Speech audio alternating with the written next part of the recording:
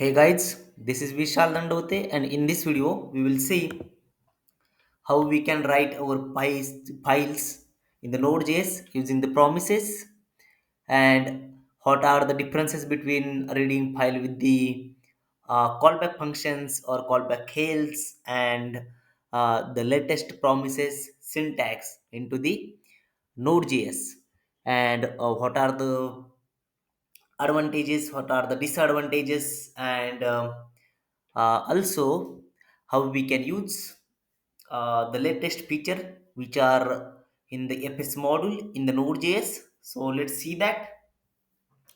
For reading the file, let's see the difference first. So for the reading the files, previously we were using FS module till we are using the FS module, but there are some changes.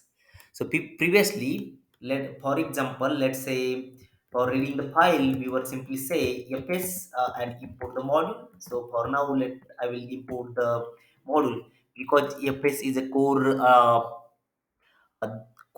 module of the Node.js, so we don't need to add any dependency or input any dependency from the npm. So I will simply create a piece and import that as a fs module. So require, and it is a fs module.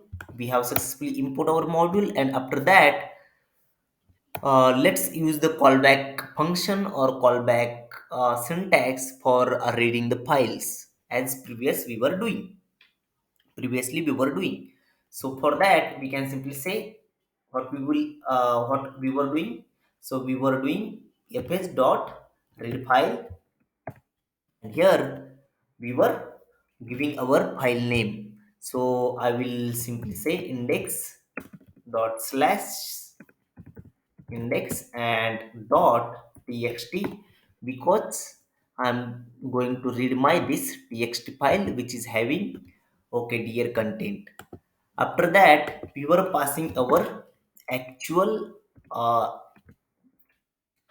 um, character set. So I will say utf-8, which is English character set, and after that we were passing our actual the callback function.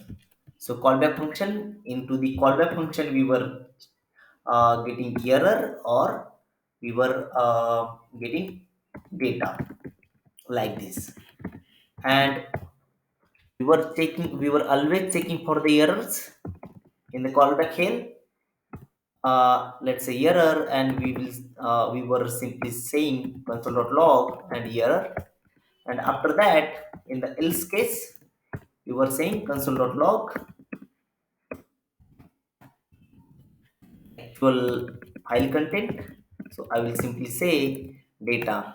But and if you save this file and run this file using the node.js, so I will simply say node and index2, here index2.js, and we can simply see the content. So okay dear, this is the syntax we were using with the callback function.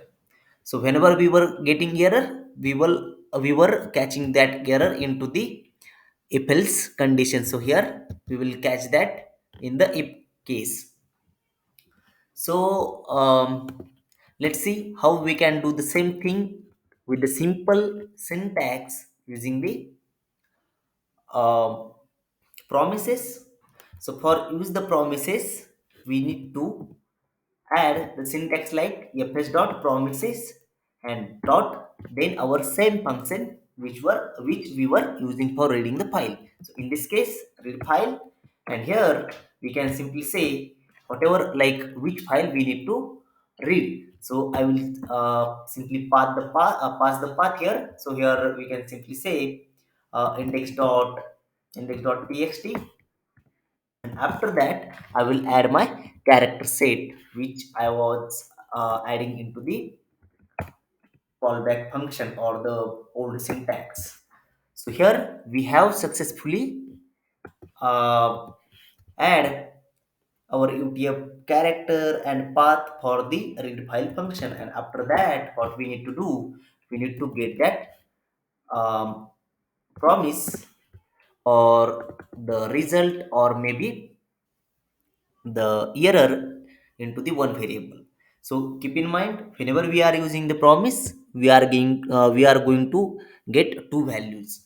One might be error or might be data.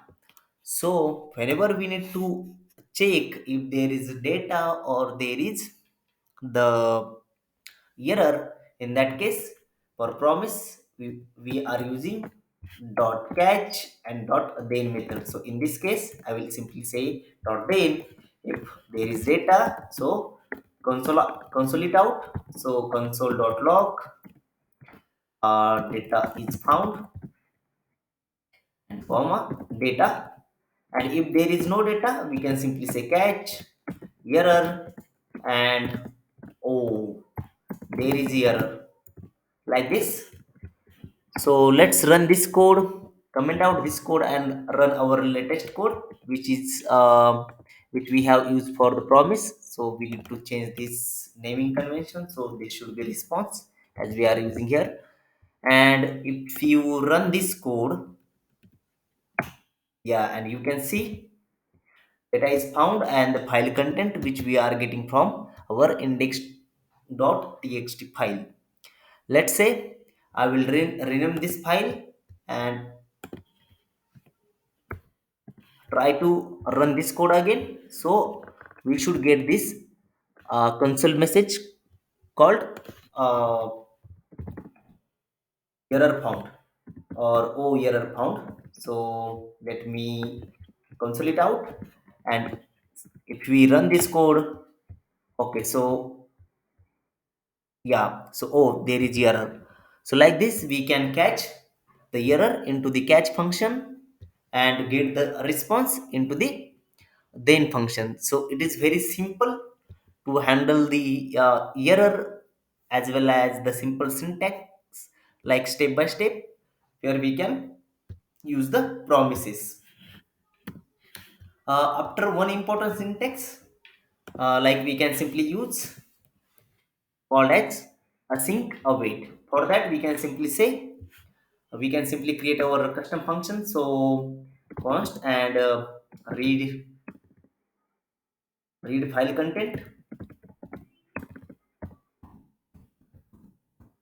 Here we can simply say async,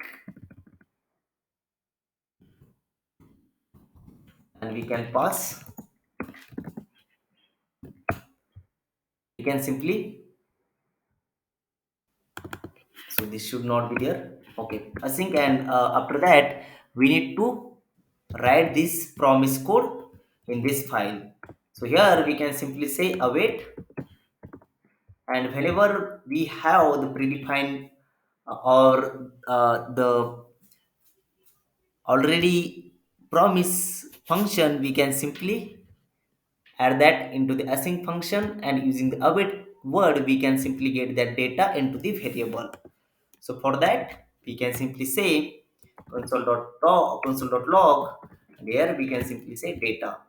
In this case, if you can see, we can simply call this function and we are able to get our actual data. So in this case, so let's run the code. And here the main issue, so we are getting the error. There is error, but like how we will handle the error in this case? So for that we can simply use try catch method or a try catch block to handle these errors. So in this case we can simply use the try.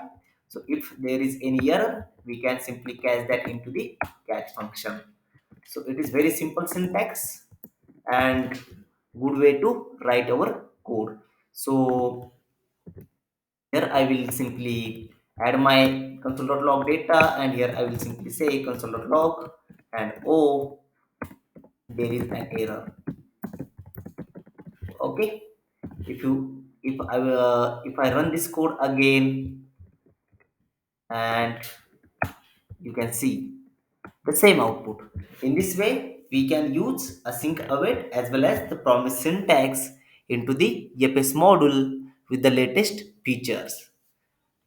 Also, we can use the same code with the write function, then whatever the function which are available into the EPS module. So I hope you understand how we can use the promises as well as the um, async await syntax into the Epis module or the Node.js with the promises. And if you like the video, please comment and subscribe my channel. Thank you so much.